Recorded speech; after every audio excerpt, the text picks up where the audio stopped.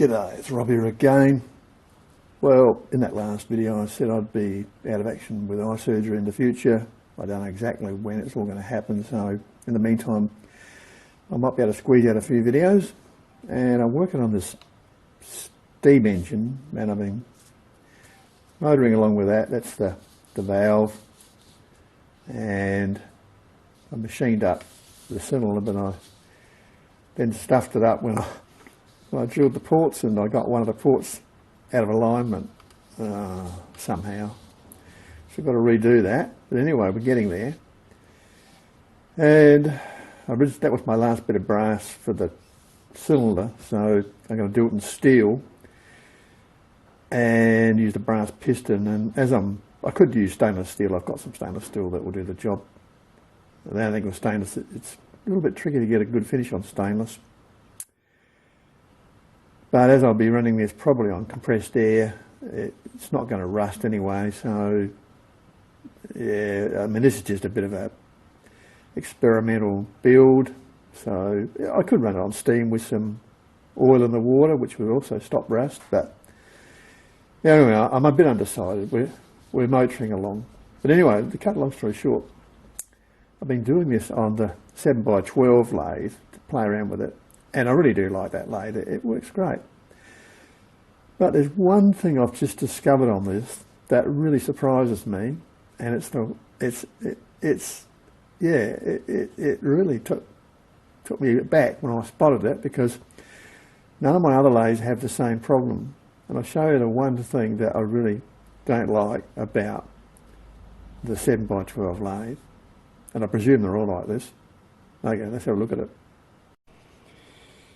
Now, if we look at the share line as an example, the throat in the scroll chuck is actually bigger diameter than the spindle bore.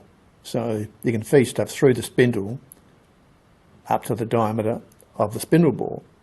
And that's pretty much what most lathes are like. You can, whatever the spindle bore is, generally the chuck will allow you to feed through stuff the same size.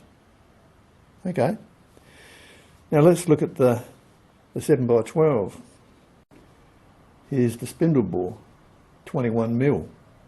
That's not too bad. But now comes the cruncher. The scroll chuck throat is whatever diameter this socket is. Let's measure it. It's 16.1mm.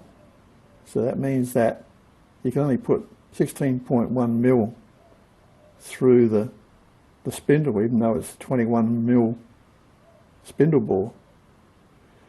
That's the first time I've ever struck that on a lathe with a standard chuck, Normally the standard chuck is the same diameter throat as the spindle bore.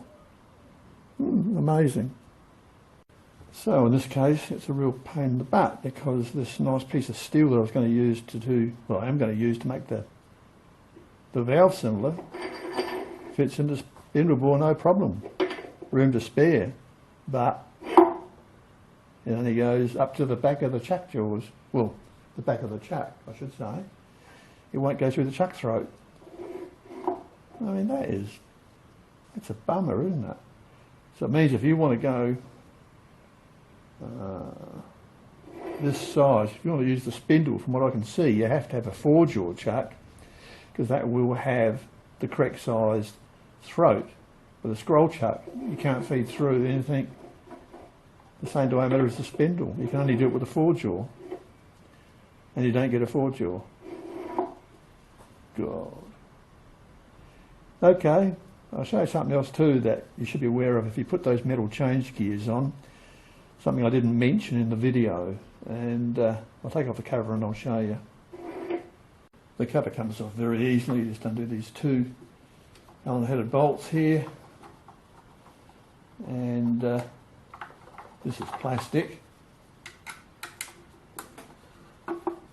and off she comes. So yeah, buddy, 30-second job, Whoops. Make that a 32-second job. And there you go. Now looking at the change gears, everything looks good, everything's concentric. But when I was using it, it was noisier than I expected. And there's something that you have to do with this to actually quieten these gears down, and I'll show you. The problem is that when you put this gear on, it actually doesn't come in towards the headstock far enough. It actually sits out a little bit, so it means that it's not meshing with this gear here correctly. It's sitting about here. Well, it's sitting, you know, probably about where the washer is, out of alignment with the gear. So down here there's a spacer, and that just comes off quite easily.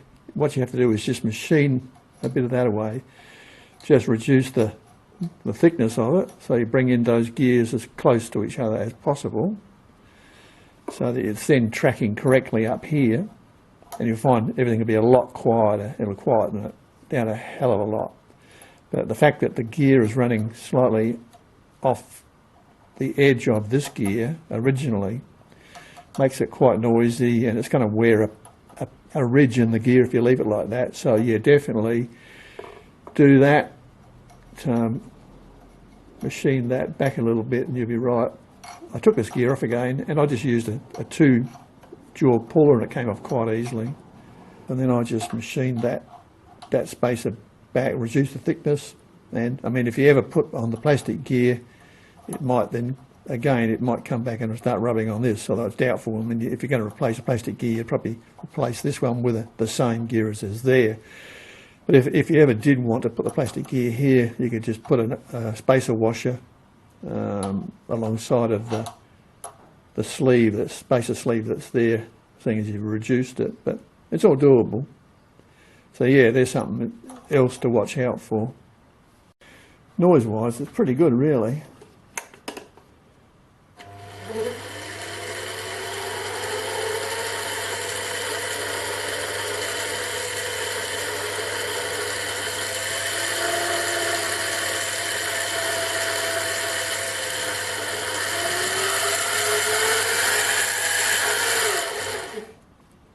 I think most of that noise is coming from the gears in the headstock.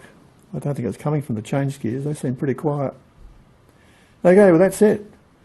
Just a short little video to show you that I'm not quite out of action yet, but who knows. So I'll keep putting up videos as long as I can, and when they stop, don't ask me why they've stopped, because you should already know. Okay, see you next time. Cheers.